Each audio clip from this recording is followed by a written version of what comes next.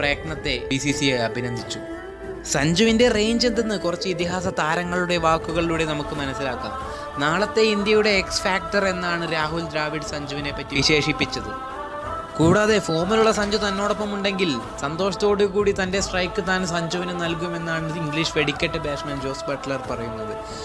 കൂടാതെ തന്നെ താൻ കണ്ടതിൽ വെച്ച് ഏറ്റവും നല്ല ബാറ്റ്സ്മാൻമാരിൽ ഒരാൾ കൂടിയാണ് സഞ്ജു എന്ന് കൂട്ടിച്ചേർക്കാനും ജോസ് ബട്ട്ലർ മറന്നില്ല. കൂടാതെ ഗൗതം ഗംഭീർ ട്വിറ്ററിൽ എഴുതിയ ഒരു പോസ്റ്റ് കൂടി പറയുന്നത് സഞ്ജു എന്ന ക്രിക്കറ്ററുടെ കഴിവിനെ എത്രത്തോളം അംഗീകരിച്ചു എന്നതിനുള്ളൊരു തെളിവ് കൂടിയാണ്.